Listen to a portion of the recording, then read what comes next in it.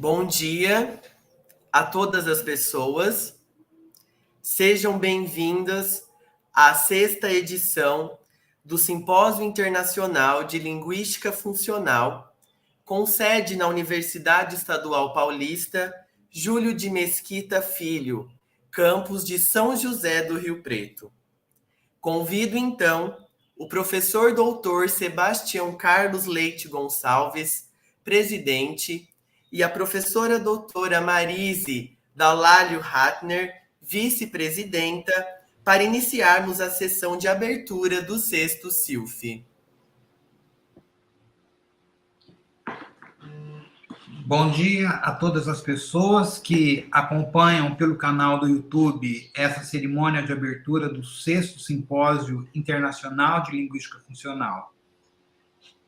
Foi com muito entusiasmo que Marise e eu assumimos esse desafio de sediar na Unesp, campus de São José do Rio Preto, essa edição comemorativa dos 10 anos do SILF, uma tarefa que nos foi delegada por ocasião do 5º SILF, realizado em maio de 2019 na cidade de Goiás. O SILF foi idealizado pelo Grupo de Estudos Sociofuncionalistas, sediado na UFMS, Universidade Federal do Mato Grosso do Sul, e a primeira edição, em 2011, foi realizada na própria UFMS, no campus de Três Lagoas. As edições subsequentes ocorreram na Universidade Federal de São Carlos, em 2013, na Universidade Federal Fluminense, em 2015, na Universidade Federal do Rio Grande do Norte, em 2017, e na Universidade Estadual de Goiás, na cidade de Goiás, em 2019. Como é de conhecimento de grande parte das pessoas que acompanham o SILF, esta edição comemorativa deveria ter sido realizada em 2021, mas as incertezas da pandemia nos levaram a adiá-la para este ano, quando esperávamos realizar o evento presencialmente. Ainda movidos pela incerteza e pela necessidade de programar o evento com certa antecedência, resolvemos, então, realizá-lo inteiramente por via remota, que, se por um lado nos priva do contato presencial, por outro viabiliza o acesso a um número maior de participantes do Brasil e do exterior. Elegemos para esse evento o tema Funcionalismo, Interfaces, Avanços, que esperamos permita aos participantes poder avaliar, ao final do evento, os avanços e as interfaces praticadas nesses últimos 10 anos. Para isso, essa edição do SILF conta com 3 conferências, 3 mesas redondas, 6 sessões temáticas com convidados do Brasil e do exterior, além de 24 sessões de comunicações individuais, nas quais se apresentarão 121 autores. No total, são cerca de 400 participantes do evento, incluindo os inscritos na qualidade de ouvinte. A programação do SILF está disponível no site do evento em www.silf2022.com, de onde pode ser acessado também o caderno de resumos com todos os trabalhos que serão apresentados. A transmissão ao vivo das conferências e das mesas redondas poderá ser acompanhada pelo canal do SILF no YouTube, de onde os participantes poderão interagir com os apresentadores. Então, eu peço que todos se inscrevam no canal do SILF no YouTube. As demais atividades, sessões temáticas e sessões de comunicações, ocorrerão pelo Google Meet, e os links de acesso às salas virtuais estão informados na programação, que também pode ser baixada diretamente da página do SILF. Eu passo agora a palavra à minha amiga Marise, que comigo é responsável por essa edição do SILF. Obrigada, Carlos. Bom dia. Em nome do Sebastião Carlos e em meu nome, eu gostaria de agradecer a algumas pessoas que estão viabilizando esse nosso evento. aos nossos convidados que prontamente aceitaram o nosso convite para, com as suas contribuições, garantir que os 10 anos do SILF sejam comemorados com muito valor e muita representatividade. A direção do IBILSE, professores Júlio César Torres e Fernando Noll, pelo financiamento dos intérpretes de Libras, que vão garantir a acessibilidade de todas as atividades plenárias dessa nossa edição do SILF. Esta solenidade de abertura, todas as conferências, as mesas redondas e a sessão temática sobre funcionalismo e línguas de sinais contarão com a atuação de intérpretes de Libras.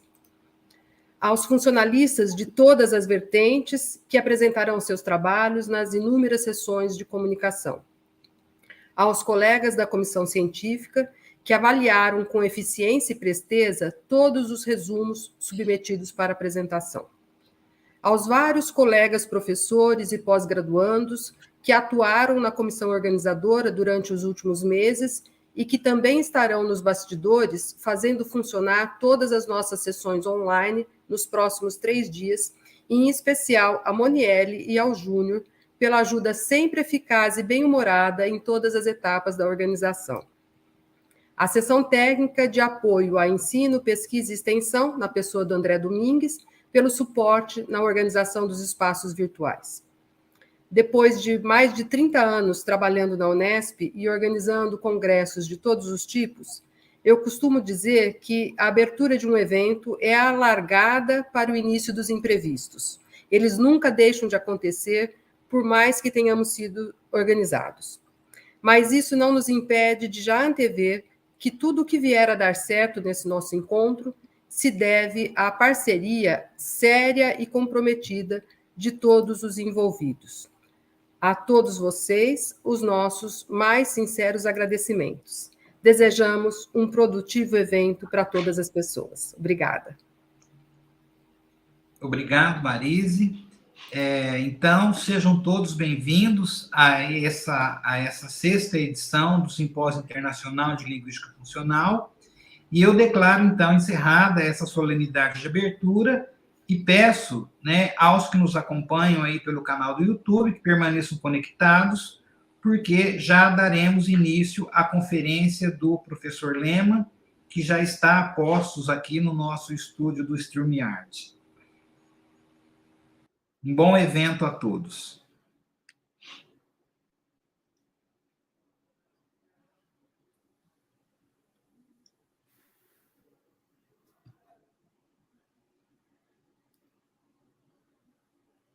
Devo já começar? Sim, professor. Eu vou fazer uma rápida apresentação sua, e na sequência você pode subir os seus slides e começar a sua conferência. Tá bom. Então, né, bom dia, professor Lehmann, bom dia a todos que nos acompanham aqui pelo canal do YouTube. Sejam todos bem-vindos a esse 6º SILF, né? Então, é com imensa satisfação que temos hoje aqui o professor Lehmann como convidado para proferir essa conferência de abertura. O professor Lehmann foi também nosso convidado de honra por ocasião do primeiro SILF, realizado em 2011 na UFMS, campus de Três Lagoas, e fizemos, então, questão de mantê-lo, né, trazê-lo novamente para esse 6º SILF como o nosso convidado para proferir essa conferência de abertura. Para não me estender, vou fazer uma brevíssima apresentação das informações que constam no currículo vitae do professor Lehmann. O professor Lehmann é professor de Linguística Geral e Comparada da Universidade de Erfurt, na Alemanha, desde 99, e da qual é professor emérito desde 2014.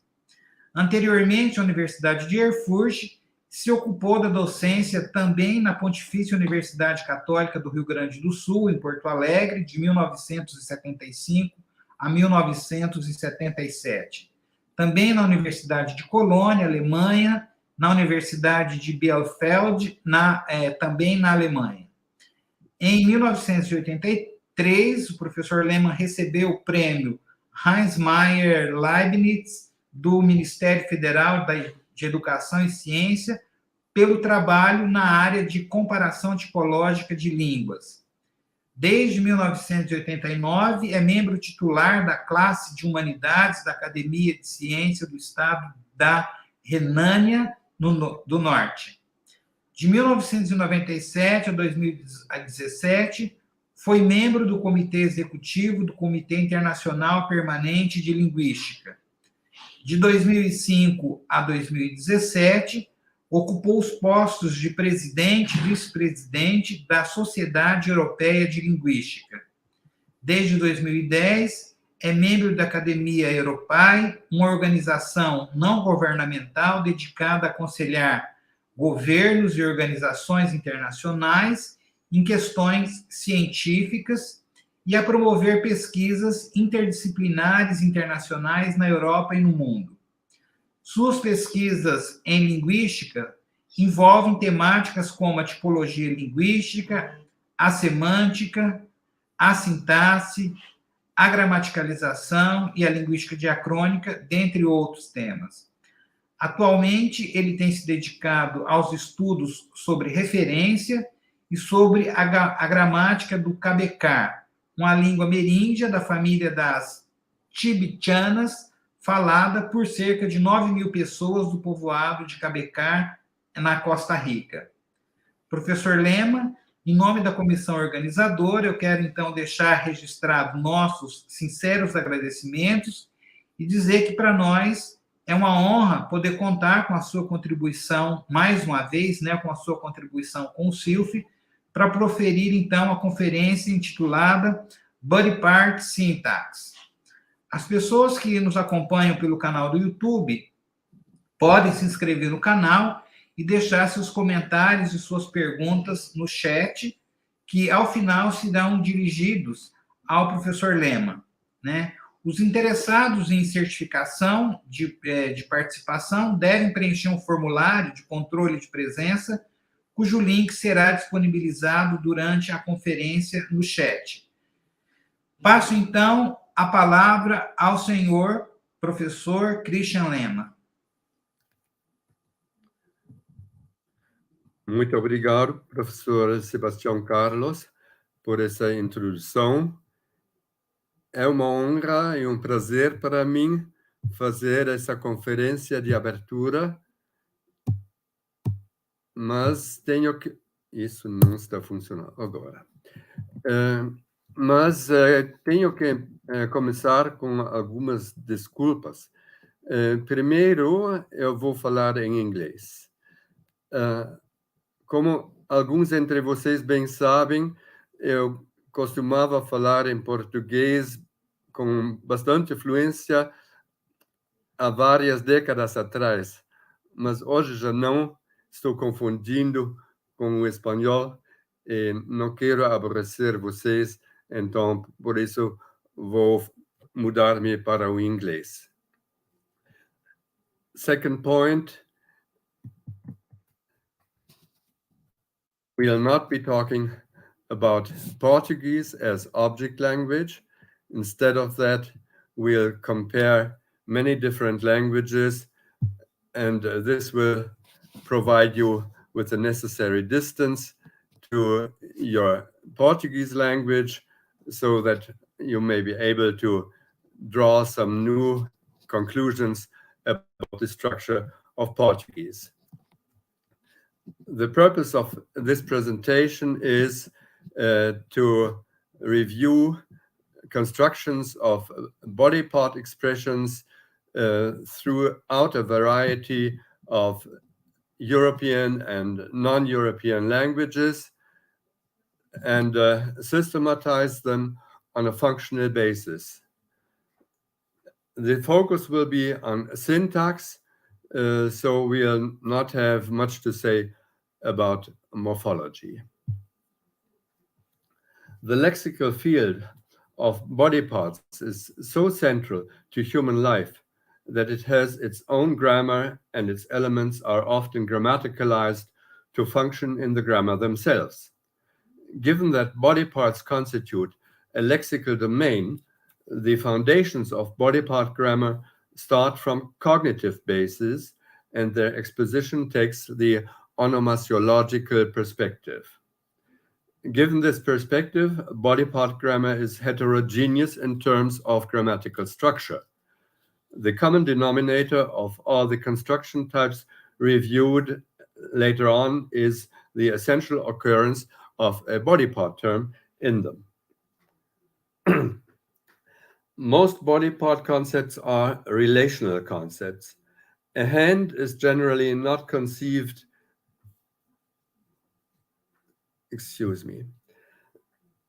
as an independent object, but as somebody's hand.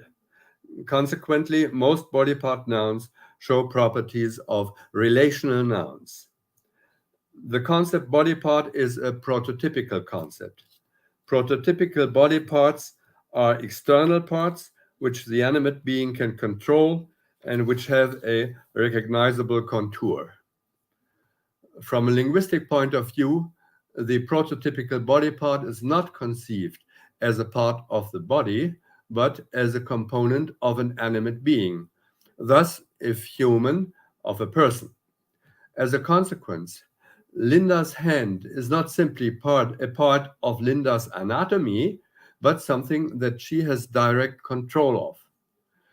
Proof of this is that the body itself is generally in the class of body part terms, possessed by the person just like other body parts. The fact that the lexical field also comprises non-prototypical members leads to a certain amount of heterogeneity in the category of body parts. Languages react to it by reserving different grammatical treatment to subclasses of body parts. It is therefore little wonder that simple generalizations of the kind body part terms are inalienable in language L fail for many languages. A meronymy is a hierarchy based on the part-whole relation. The meronymic relation of body parts is susceptible to two interpretations. First, it may be interpreted as a possessive relation, such that the animate being is the possessor of the body part term. This relation is asymmetric and typically coded in a possessed nominal with the body part term as its head. Second, it may be interpreted as a sympathetic relation, such that whatever affects the part necessarily affects the whole, and what affects the whole necessarily affects one of its parts. The top of the relational hierarchy in body part grammar is the animate being, thus, if human, the person. Therefore, in relation of a person to his body part, this relation is not actually a part-whole relation in the literal sense. We will nevertheless use the abbreviations W and P for the whole and the part in body part terminology.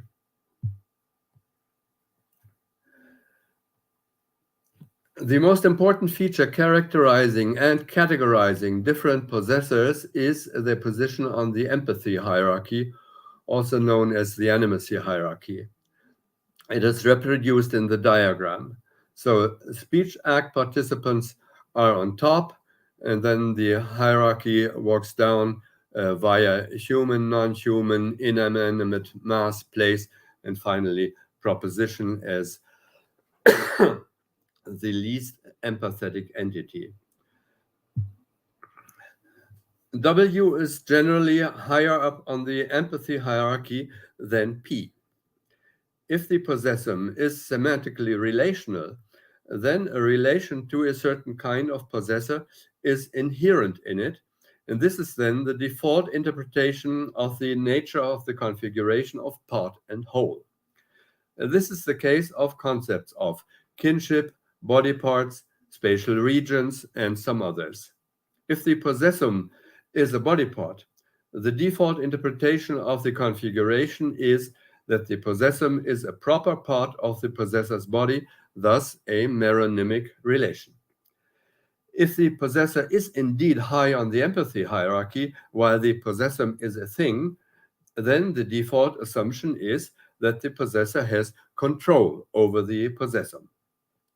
Given an animate being in the universe of discourse, then its body with its parts is given too. If the latter are to be referred to, they need no individuation beyond their possessive relation. Like in Portuguese, we say, ele levantou a mão, he raised his hand, without specifying whose hand he raised.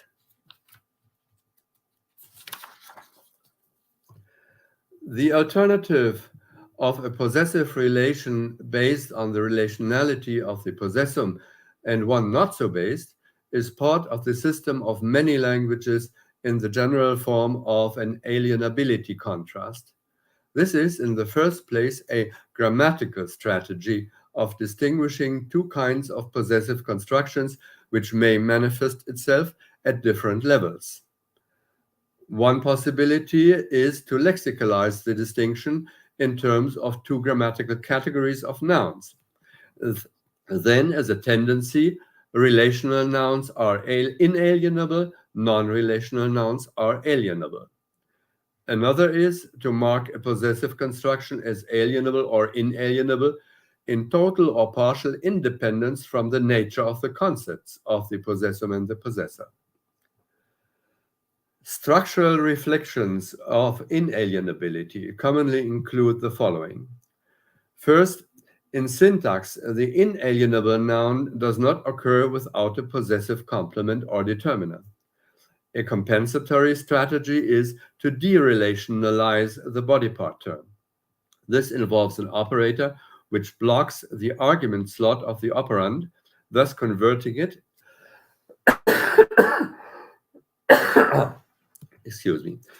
converting it into a non-relational notion. Some languages have a morphological operation of derelationalization or absolutivization for inalienable nouns. Example 1 illustrates absolutivization for a body part term. So the noun for head normally must have a possessive prefix, and if you want to say the head or a head, you have to derelationalize the head noun by a derelationalizer. There's also the mirror image operation of relationalization of a non-relational lexeme for use as a head of a possessive construction, which we'll see below. Second, possessive marking for inalienable nouns is less voluminous than for alienable ones. Moreover, the structural distance between possessor and possessum is never greater in inalienable than in alienable possession. Both of these generalizations are borne out by the grammar of possession in this language from Papua New Guinea. In the inalienable construction of example 2, the indexes are directly suffixed to the possessum, thus my mouth and your mouth. While the alienable construction of example 3 requires a dummy relational noun, which is the initial e here, and which the possessive indexes are suffixed to.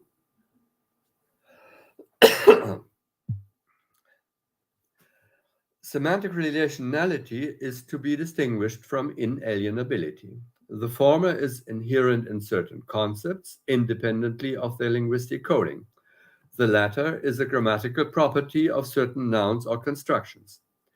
It may be semantically arbitrary to a greater or lesser extent, just like gender and noun class may have a semantic basis in certain languages, but may comprise members whose grammatical categorization is arbitrary from a semantic point of view. The most vital body parts are at the same time those that can be controlled by their possessors. Several languages grammaticalize a subdivision of body part terms whose semantic basis is this distinction. If the language has actor and undergoer indexes on the verb, then there may be different possessive indexes on the noun according to the possessor's control. In such a situation, the actor indexes of the verb are used in controllable possession. This is the case in Mohawk, where plus minus controllable is grammaticalized as minus plus alienable. Mohawk has different paradigms of possessive prefixes, namely undergoer prefixes for alienable nouns and actor prefixes for inalienable nouns. In example 4, the noun denotes an inalienable body part. Some body part nouns, including hair, skin, and internal organs, bear the undergoer prefix, as in example 5. Yucatekmaya has a set of possessive classes into which nouns are classified according to their grammatical behavior when they function as the possessum of a possessed nominal and outside such a construction. Body part nouns are in 3 of these classes, 2 of which are exemplified in examples 6 and 7. So we have my mouth, and there's no way to say that mouth. It's just ungrammatical, and you can do nothing about the noun mouth in order to remedy this. And on the other hand, we have the liver. So if you want to say my liver in a possessive construction, you have to add the relationalizer mentioned before so that the liver becomes possessible. And if you only want to say the liver without a possessor, then you just have to do nothing else about that. So, inabsoluble body part terms, that is those that are necessarily possessed, designate controllable body parts. Typical body parts are essentially determined by 2 kinds of function. They bear a meronymic relation to their next inclusive whole and bear contiguous spatial relations to each other. And second, they are controlled by their whole and may serve it as an instrument. Both functions are prominent in body part constructions. We are now coming to a systematic overview of body part basic construction types. Some constructions are dedicated to body part terms. The first distinction to be made is between constructions that are exclusively devoted to the possessive relation contracted by a body part term, and such constructions which, although integrating a body part term, do not focus on its possessive relation, but rather somehow accommodate it or even neglect it at the level of grammatical structure. The former constructions are concerned with attribution of the possessive relation either to the body part or to its possessor. The latter constructions are again subdivided by the criterion of the function of the body part term vis-à-vis the predication. It may simply be the subject of a predication that attributes some property to it, or else it may have some participant role in a more dynamic situation.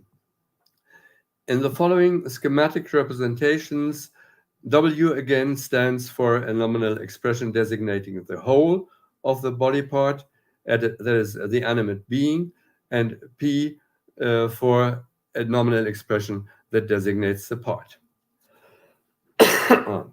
We are coming to attribution of possession. A semantically based classification of the principal constructions which attribute a possessive relation to one of its 2 terms may be achieved by 2 independent criteria.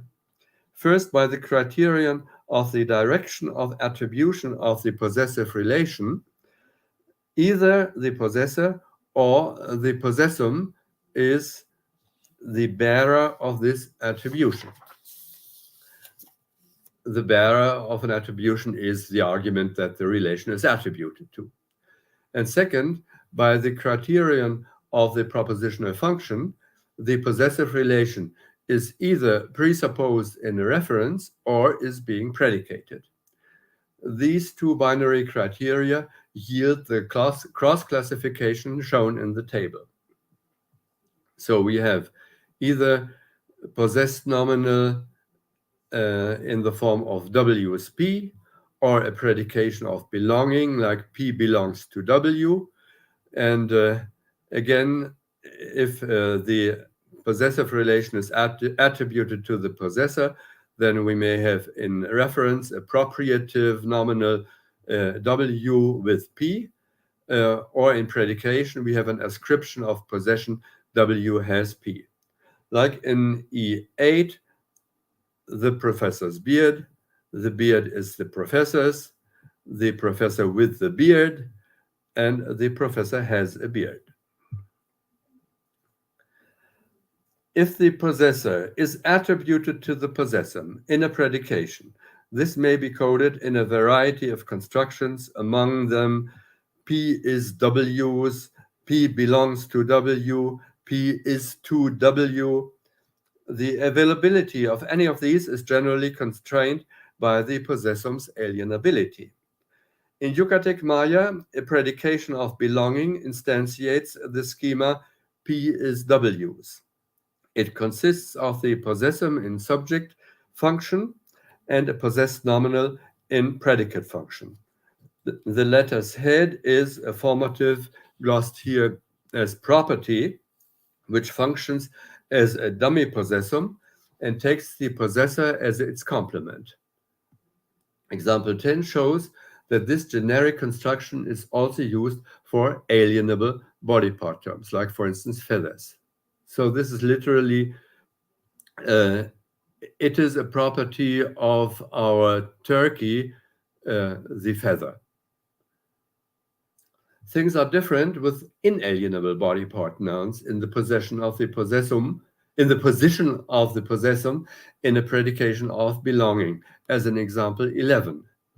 If possible at all, they are interpreted as referring to a detached body part, typically of an animal that serves as food, like that head is mine. Strange thing to say in Yucatec Maya because heads are in the inabsoluble class. If an ascription of possession is to be predicated on the possessor, again a variety of schemata become available cross-linguistically. Most widespread are existential constructions. These come in two variants. One dissociates possessor and possessum syntactically, like to W or on or S for W, there's a P, as in example 12. The other combines them in a possessed nominal, which says W's P exists. Inessential body parts are straightforwardly used as characteristics of their possessors, like the man who has a scar, literally the man that there is a scar to him.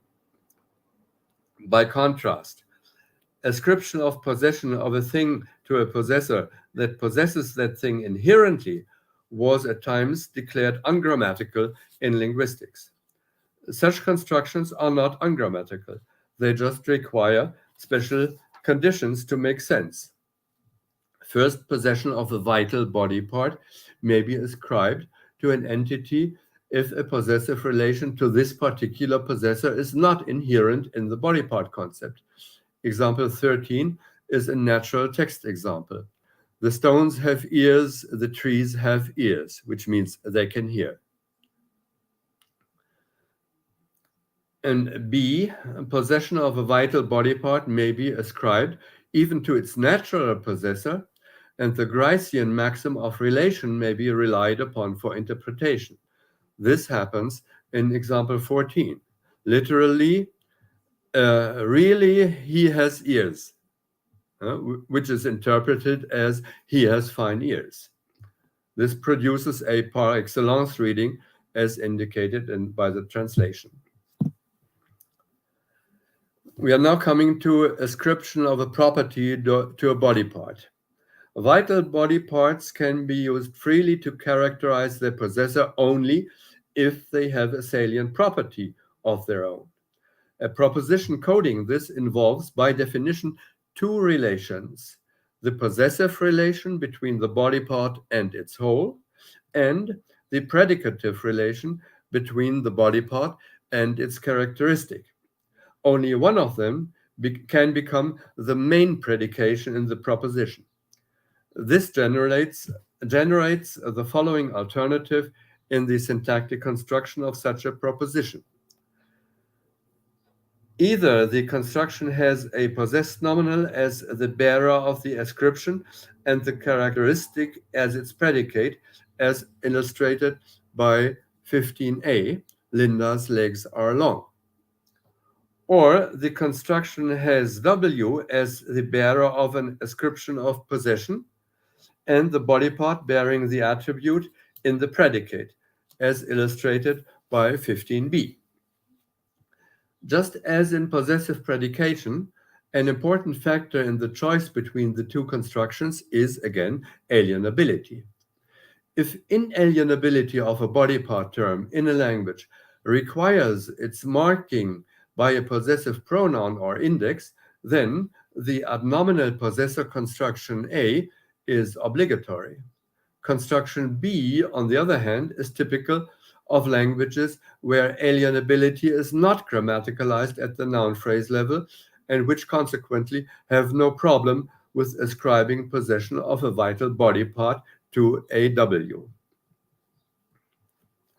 In Yucatec Maya, there's no way of ascribing W possession of an inalienable body part, whether the latter bears a characteristic or not.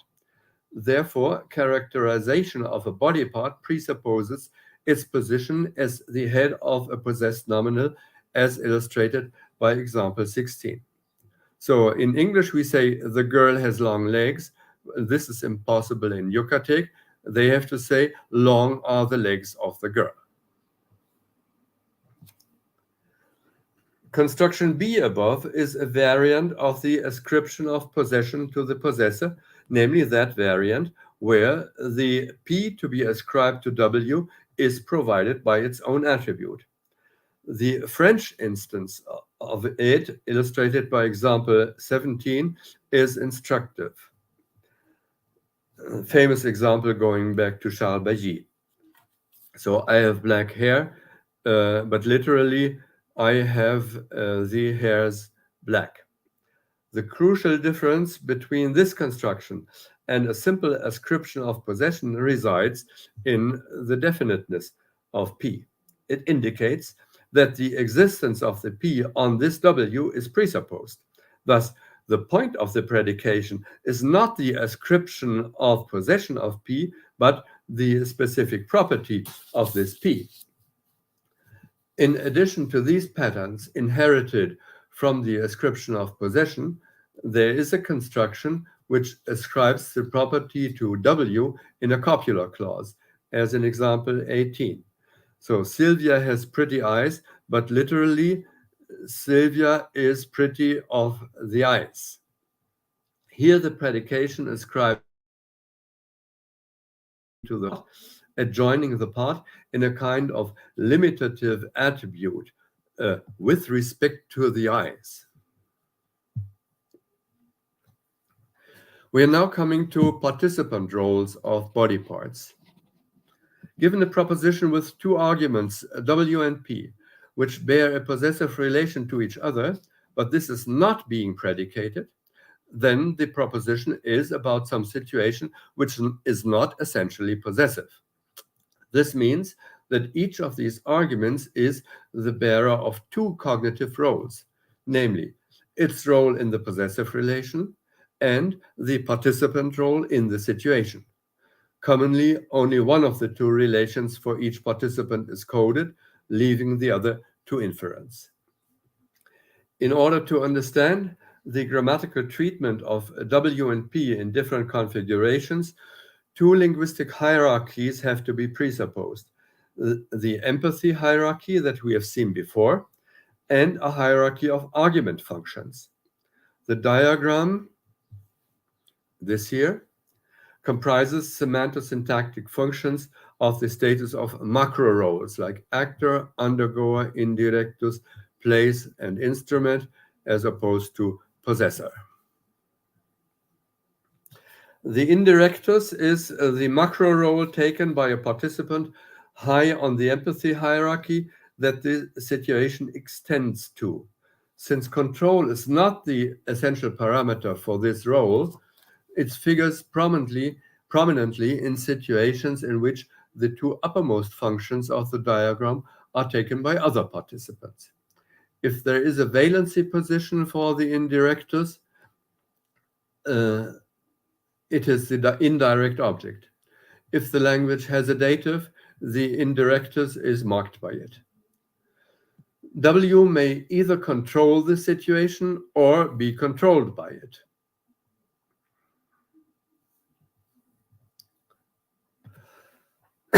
Depending on this, W either takes the actor role or one of the lower roles of the next diagram. The most important factor to determine P's role in the situation is then its sympathetic relation to W. Since in a possessive relation, W is higher on the empathy hierarchy than P, syntactic processes which are sensitive to empathy will give preferential treatment to W on the hierarchy of argument functions. In this diagram, possessor designates the macro role of a noun phrase that directly depends on a nominal head in a possessed nominal. The two sets of basic functions available to the part and to the whole in a clause constitute the criteria of the cross-classification of the following table. The cells are filled with schematic representations of the functional configuration. The configurations crossed out, like these two, are assumed to be non-existent. Sorry, we have to go back again. So these are schemata like if you have a possessed nominal, then situation involves W's P, or situation happens on W's P, or situation happens by W's P. And then otherwise, if the whole is coded as an indirectus, then you have something like the situation affects P to W, or the situation extends to W on P, and so on for the other ones, which we'll see below. The last, sorry, again, go back here. The last row of table 2 has W itself an actor function. In the configurations of the upper rows, there may or may not be an actor in addition to the roles used for classification. In the construction formulas of the following subsections, such an actor will appear as an optional component which does not affect the essence of the construction. Unless both the possessor and the participant role of W are coded, the following alternative presents itself. The possessive relationship is either coded in a possessed nominal involving the two terms. This is the first line of the table. Or it is not specifically coded, the subsequent lines. This always goes further on without me wanting it.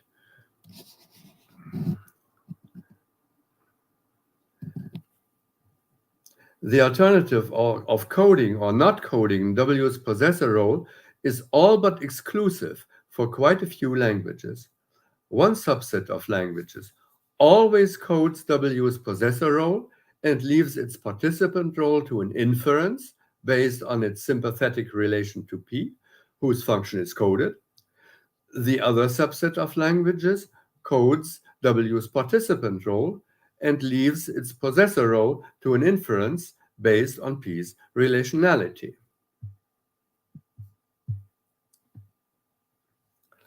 We are coming to the construction where whole is possessor. The construction has been called internal possessor construction, in contrast with the further constructions which have been dubbed external possessor construction. If body part terms are strictly inalienable, then the language will prefer the ad nominal possessor construction. Properties, states, and processes which are relevant to a body part are then not attributed to the animate being as a whole, but directly to its body part. Yucatek goes to remarkably extremes with this strategy. Even in situations like example 19, look at the example, he said he would hang himself, but literally he said he would tie his neck. So Yucatek limits itself to coding impingement on the body part, leaving the effect on the whole to an inference. P may have the function of a local dependent. This is illustrated by example 20 for a situation without actor and example 21 for a situation with an actor.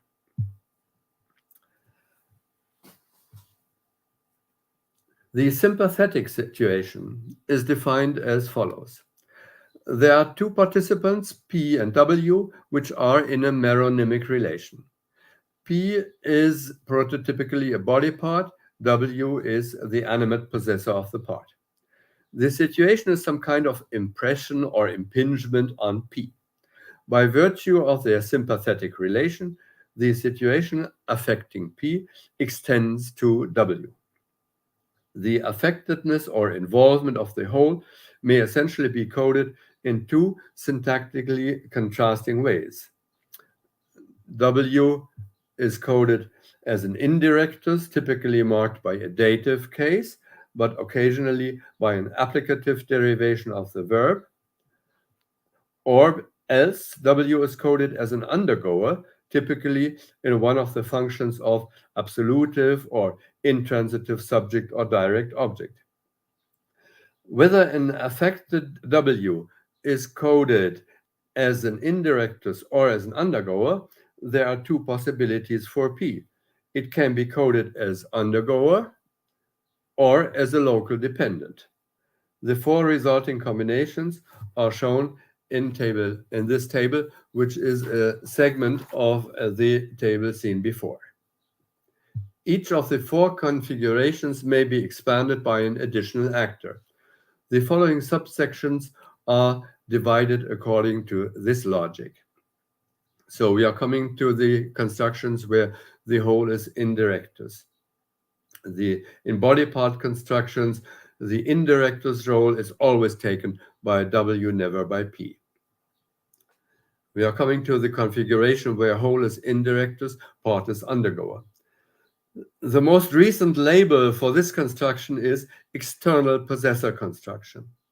This implies that the construction codes W's possessive function.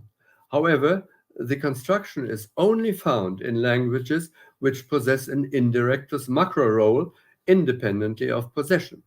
What is coded is therefore W's indirect involvement or affectedness. The possessive relation is an inference based on P's semantic relationality. In some languages, one or both of the constructions which feature W as a verbal dependent have an alternate adnominal possessor construction. If there is a choice, a semantic contrast is possible. The adnominal possessor strategy concentrates on P's direct involvement and consequently backgrounds W. The indirect strategy is based on the fact that by virtue of the sympathetic relation, a situation affecting P extends to W. It codes W's involvement and consequently moves it to the foreground. As already mentioned, in coding a given situation, some languages present a choice between the indirectus and the adnominal possessor construction. In example 22, a first-person pronoun in the dative is coordinated with a possessor phrase in the genitive.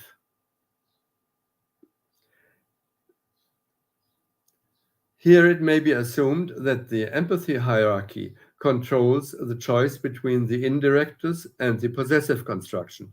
Personal pronouns prefer the former, lexical nouns the latter. If there is in a sympathetic situation an actor distinct from W, This will generally be coded as transitive subject or ergative actant. In ancient Greek, W then generally appears in the dative, as in 23a. The B version is possible, but subject to special conditions. Like, remember the notion of the detached body part. Now we come to holus indirectus, part is local dependent. Example 24 illustrates the location of an object in a body part. I have a lantern in hand. Literally, to me, there is a lantern in hand. 25 features an external actor. They threw themselves at Caesar's feet, but literally themselves to Caesar at feet they threw. Now, for the whole in the function of an undergoer, in a situation, a body part may be the direct undergoer and its whole the sympathetic undergoer. The double undergoer construction reflects the sympathetic relation between part and whole. That is, the fact that what affects the part, in many cases, affects the whole in like fashion. Given a situation in which the pair of P and W are affected, then, if the predicate is intransitive, so there's no actor, at least one of the former two will become subject of the clause. One possibility is the double subject construction shown in example 26. The verb agrees with the W. So this is the auxiliary, and it has first-person agreement, which is I in this case. So it agrees with the W, although its selection restrictions, namely throbbing, clearly refer to the part.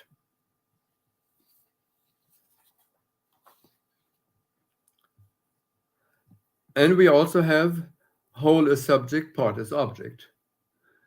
If despite the absence of an actor, the verb is transitive, W may be coded as subject and P as direct object. However, W is not the actor, but the undergoer of the situation.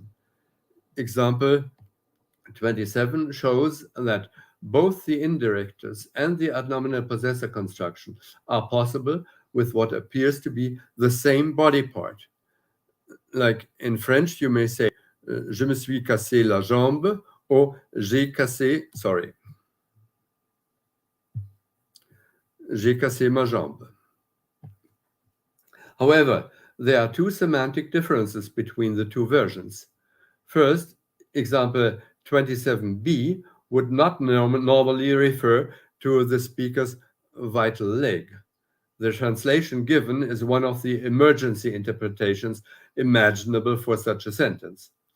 Second, the active construction of a transitive verb, as in B, implies a controlled act, while the reflexive construction in the A version implies unintentionality. Now, the double object construction is illustrated by examples 28 and 29. I hit the man on the head, but literally, the head did I hit the man. A construction very similar to this one from Australia, illustrated by 29, is found in ancient Greek. I wash your hands may be coded thus, I wash you the hands, both in the accusative. This is an essentially synonymous variant of an example, a Greek example seen before. As revealed by passivization, the animate whole is the direct object, while the part remains in an accusativus respectus, as the philologists used to say, is a kind of limitative adjunct. The default situation in what appears to be a doubled object construction is probably that W is actually the direct object, while P is in some ill-defined secondary object function. We come to whole is undergoer, part is local dependent. This construction expresses that W is affected on P. If there is no actor, W will normally become subject, just as in the double undergoer construction. So the example from Latin, I have pain in the eyes, literally says, I ache from the eyes. This configuration also allows for the presence of an actor. This is illustrated by example 31. I have a wolf by the ears. This construction has sometimes been tackled with the transformational notion of possessive demotion.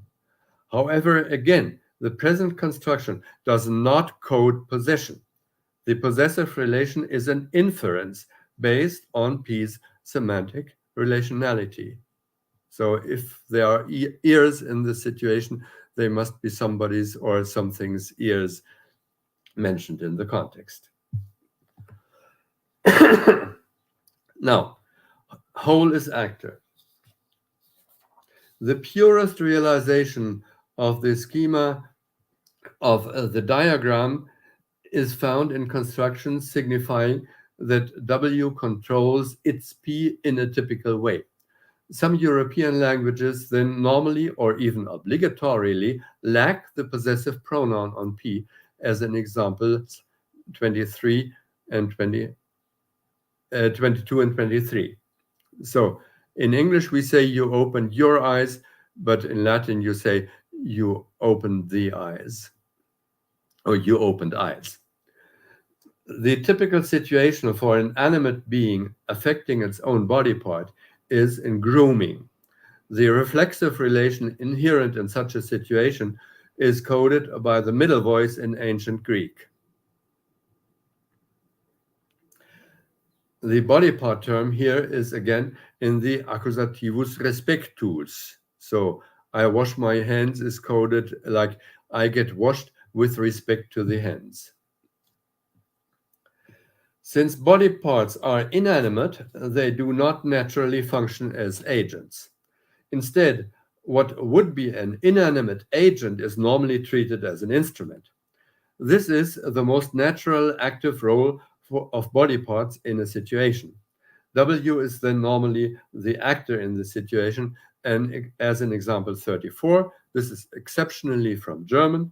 In English, we say Linda snipped her finger, but in German, we say Linda snipped with her finger. A body part in instrumental function is nevertheless often coded in a local function. Example 35 is a representative of this. I touched the woman with my hand, but the language doesn't say with my hand, it says from my hand. We come to part and whole in analogous functions. A sympathetic situation gives rise to syntactic constructions in which W and P have analogous syntactic functions. The present section summarizes those previous subsections where W and P are coded in the same function or are at least marked by the same case. Walbiri from Australia is a language for which the entire gamut of analogous functions is documented. Like, you are liable to step on the dog's tail, where both the dog and the tail are in absolutive function. I grabbed the dog by the tail with my hand, where both the dog and the tail are in the dative governed by the verb, sees. The ant is crawling into the child's ear. Literally, it is entering to the ear to the child. And finally, the child is striking me with its hand. The child in ergative function and the hand too in ergative function. The expression analogous syntactic function requires some comment. The morphological marking for syntactic function, that is the case, is the same for W and P. However, whenever the behavioral properties of these two syntactic components are analyzed thoroughly, subtle differences appear. First, pronominal indexes of the verb or auxiliary, which cross-reference the bearer of the syntactic function in question, refer to W, not to P. This is visible in example 37. So here we have an indirect object sensitive to the dog. When a clause with double object is passivized, W and not P becomes subject. This proves that it is W which actually bears the syntactic functions in question. P is only an extension of W. P bears a relation of syntactic fora to W, which, although semantically based only on the sympathetic relation rather than on strict co-reference, licenses agreement in case marking.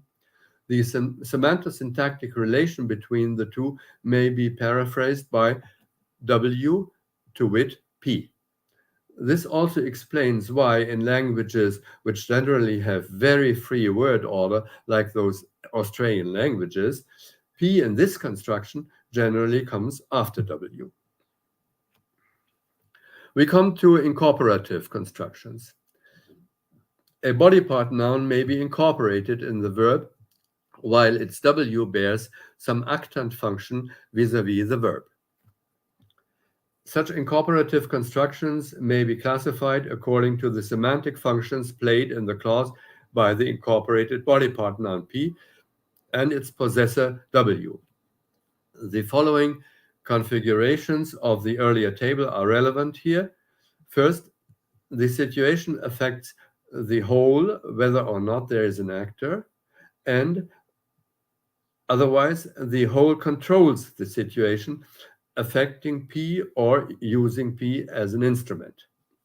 So first, the whole is undergoer.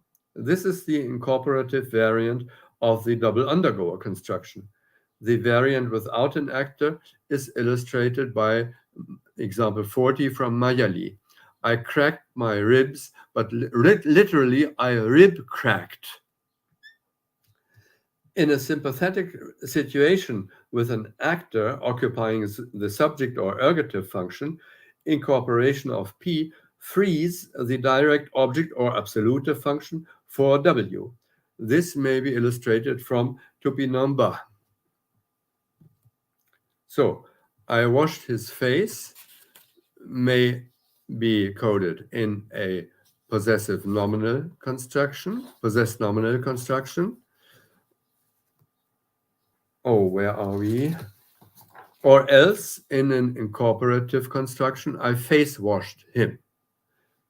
The two versions also differ in the undergoer prefix, this one here, inanimate and animate.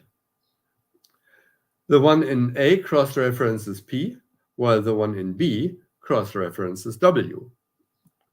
The construction with a part as local dependent, sorry, I have to go back again.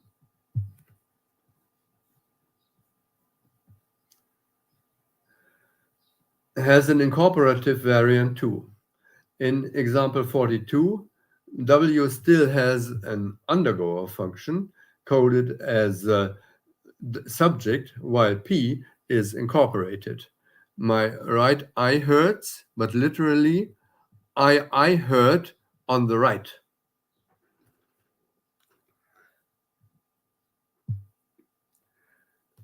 Still incorporative constructions now with the whole in actor function. In a situation whose actor is W and controls P, P may either be the undergoer or the instrument. In either function, P may be incorporated in the verb. In Yucatek, this triggers the two-step procedure mentioned before. First of all, the incorporated P occupies the verb's direct object place, as shown in example 23. So he tattled, literally, he opened mouth, where the mouth in a syntactic construction would be the direct object of the verb, but here the verb is detransitivized because its direct object slot is occupied. In the prototypical case, an actor controls the situation and acts intentionally.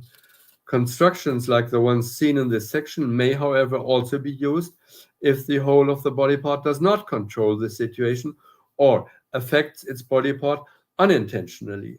This is shown by example 24. I nearly cut my hand.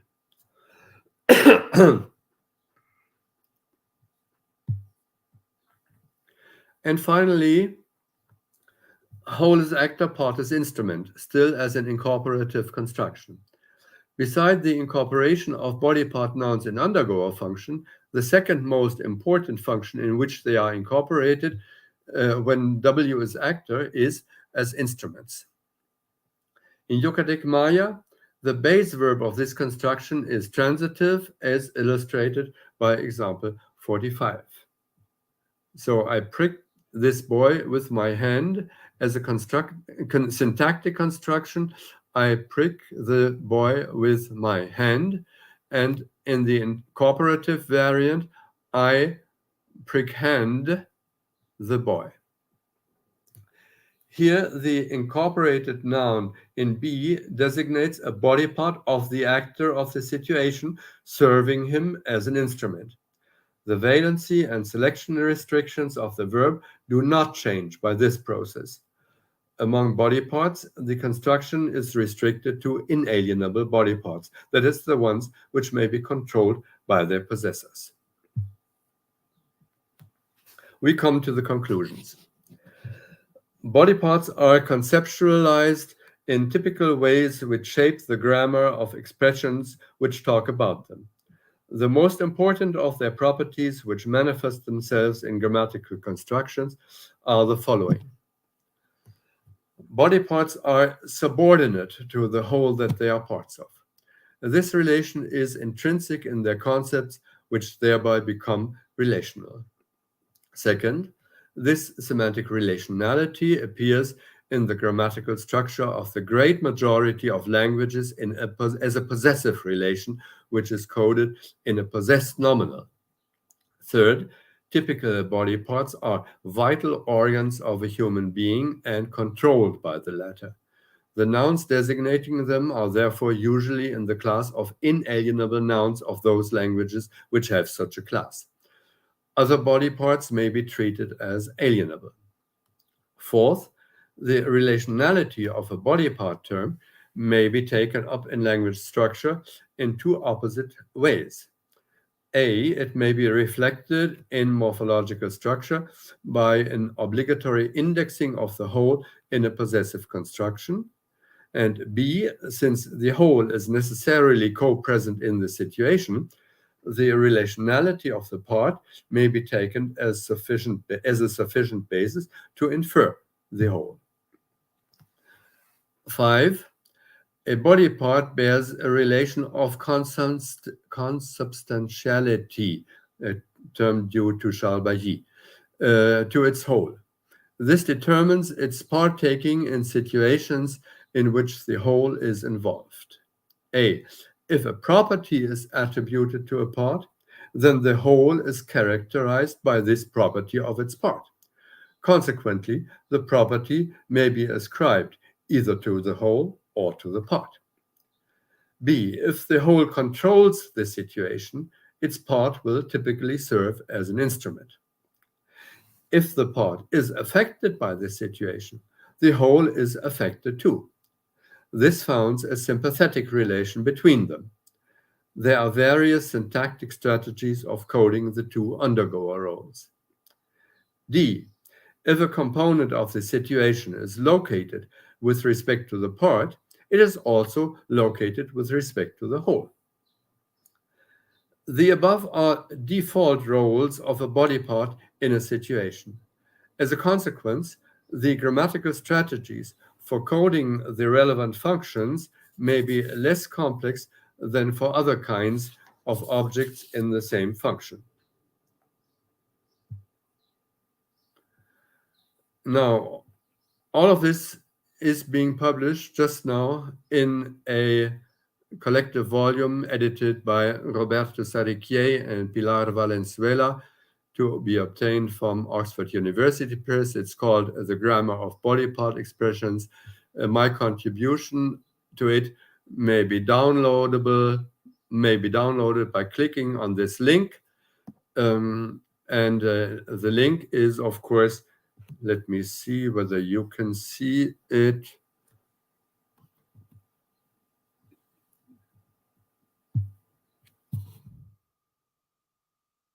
I think it is on the first page of the presentation, but anyway, you can also get it in this way. Here you get it. So that was my presentation. Thanks for your attention and patience.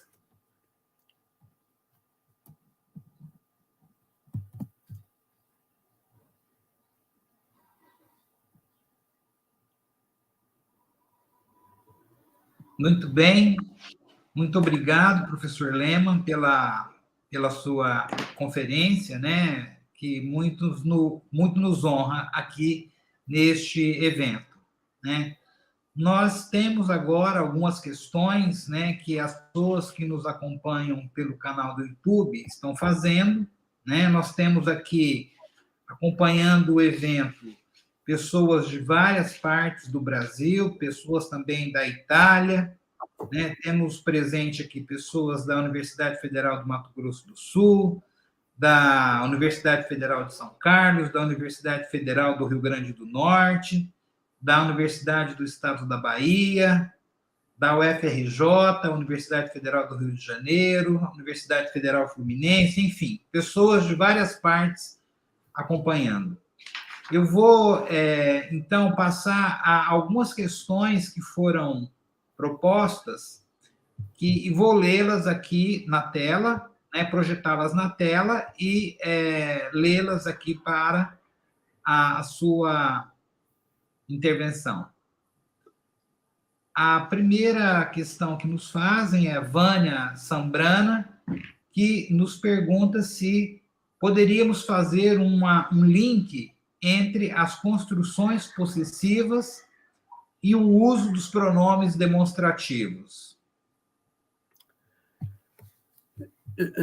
Geralmente, temos na posição de pronome possessivo, digamos, que acompanha termo de parte de corpo, em vez desse pronome possessivo, podemos ter artigo definido.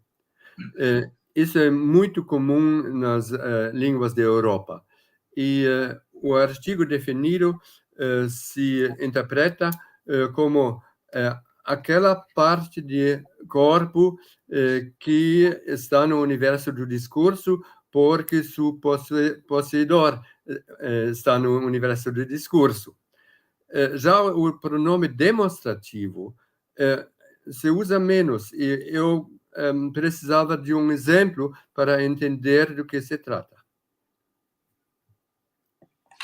Ok. Se a Vânia tiver algum exemplo para nos dar, Vânia, você pode deixar no chat e a gente volta a essa questão depois, se ela conseguir nos dar algum exemplo. Temos uma outra pergunta aqui, que é a pergunta do Marcelo Henrique Vieira de Faria,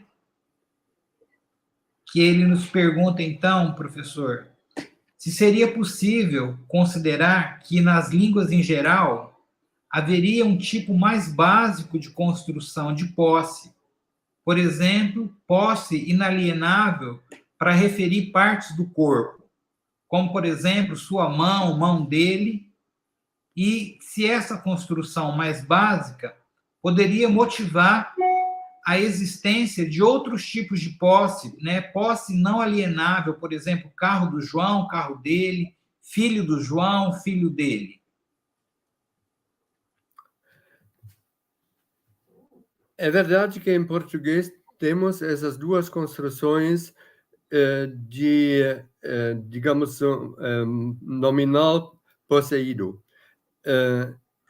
Ou bem com o pronome possessivo em frente, em posição prenominal, ou bem com o pronome possessivo, ou também o possuidor nominal em posição pós-nominal. E também parece ser que a posição prenominal se usa mais para situações possessivas, digamos, mais inerentes, que mais naturais, e incluídos as inalienáveis, não alienáveis, enquanto a posição pós-nominal se usa mais para relações possessivas não tão inerentes e alienáveis. Isso é a minha impressão sobre o que está acontecendo em português, mas eu não apostaria que é mesmo assim, e deve haver outros fatores para determinar essa distribuição. Ok.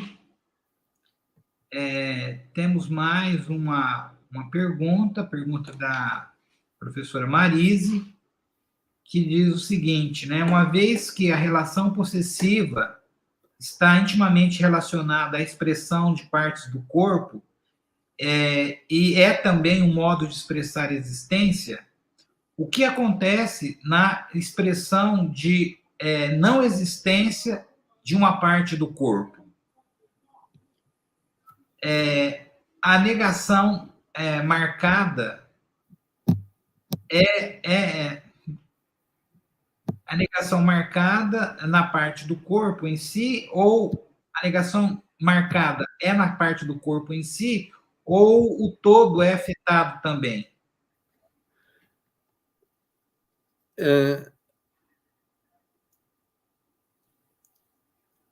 Temos a mesma alternativa mencionada antes, que esse tipo de relação possessiva pode ser expressada por um nominal possuído ou por uma predicação. Se se trata de uma predicação, essencialmente temos as mesmas opções mencionadas antes, no caso de um posse positivo. Por exemplo, ele tem cabelo, ele não tem cabelo. Também, nesse caso, se usa as mesmas construções, quer dizer, se a língua usa o verbo ter, como português, então também se usa na versão negativa. Se se trata de uma expressão existencial, então a língua vai dizer para ele existe cabelo ou para ele não existe cabelo. Então, a esse nível, não existe grande diferença entre predicação positiva e negativa. Já no nominal possuído, na construção nominal, temos peculiaridades de algumas línguas para justamente codificar o não posse de uma certa parte de corpo. Por exemplo, a pessoa que não tem mão, ou também a pessoa que não tem cabeça. Nesse caso, as línguas às vezes formam adjetivos que significam coisas como isento de mão, isento de cabeça, numa só palavra, que é um adjetivo, e também esse adjetivo, em certas línguas, se pode substantivar. Então, se pode dizer coisa como aquele isento de cabelo, onde isento de cabelo é um substantivo baseado num adjetivo. Não sei se foi isso que é a pergunta.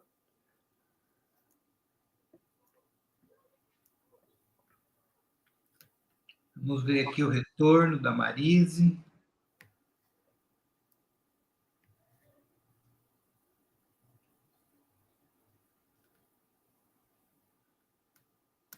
Ela disse que é exatamente isso, professor. Muito obrigado. E agradece.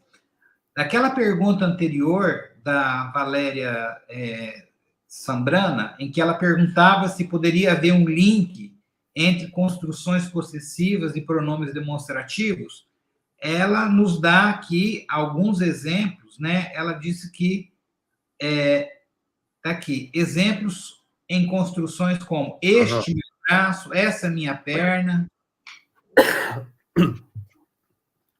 Ok, agora entendo melhor. Desapareceu o exemplo. Quero vê-lo. Só um minutinho. Este meu braço. Então, não todas as línguas podem fazer isso. Por exemplo, em inglês não dá. Não posso dizer this my arm. O que se pode dizer é qualquer coisa como this arm of mine, o que não soa muito natural. Mas o português e também o alemão e outras línguas sim podem fazê-lo, e aí as diferenças se dão na ordem de palavras, que o português pode ter tanto o pronome demonstrativo como também o pronome possessivo na sua posição prenominal, e neste caso o demonstrativo precede o possessivo. Isso corresponde bem à função desses dois tipos de pronomes na referência. Já outras línguas, como o espanhol, por exemplo, neste caso, tem que pospor o pronome possessivo. Então, o espanhol diria este braço meu. Porque, aparentemente, em algumas línguas, como justamente o espanhol, mas também o inglês, o pronome possessivo e o demonstrativo ocupam a mesma posição prenominal. Então, estão em competição e só um deles é possível aí. É o que vem na mente para essa pergunta. Não sei se tem algo demais de interesse. Ok, bom, a Valéria precisaria responder aí. Temos mais uma pergunta aqui do Larla Mackenzie, que estou projetando aqui, em que ele diz: Can I ask about the French example Sylve et Jolie de you, discussed by Henry Frey and the Mélange Bailly, as you know. In conclusion 5a, you state that the properties of the body parts are extended to the whole. Is that the case here? Is Sylvie pretty as a whole if her eyes are pretty, if she has pretty eyes? Yeah, I think we may have to distinguish here between the literal meaning and the interpretation in terms of real-world situations. The literal meaning is a limitative construction, as I mentioned before, or what the ancients called the accusativus respectus. In this perspective, the construction really says that Sylvia is pretty with respect to the eyes. With respect to the eyes, sort of limits the predication. So Sylvia is not pretty once for all and in every respect, but only with respect to the eyes. This is what the construction says. In terms of real-world interpretation, I think the conclusion of the hearer may be that the speaker is only talking about the eyes and their prettiness and makes no statement about the rest of Sylvia. But I feel that this doesn't make a big difference as opposed to the limitative interpretation that I proposed before. Lachlan, do you see a difference there?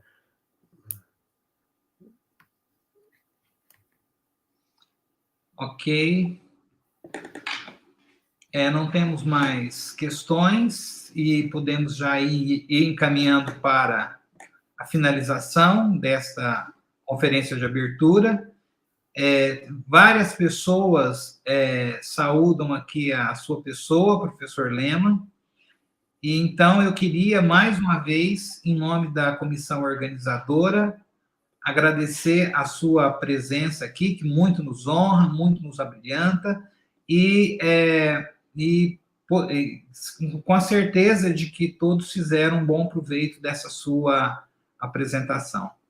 Muitíssimo obrigado. De nada, e esperamos que a próxima vez seja em presença. Sim, nós também esperamos que da próxima vez podemos estar todos juntos, né? Uhum. Acho que o Lehmann tem aqui uma... Ele disse... Sua resposta foi muito clara, você distingue entre interpretação e semântica, como eu entendi. Exatamente isso. Obrigado. De nada. Tá bem, então. Às pessoas que nos acompanham, dentro em breve a gente começa uma mesa redonda com a presença da professora Maria Helena de Moura Neves e do professor Augusto Soares, da Universidade Católica de Braga. Então, continue nos acompanhando pelo canal e obrigado mais uma vez, professor Lehmann.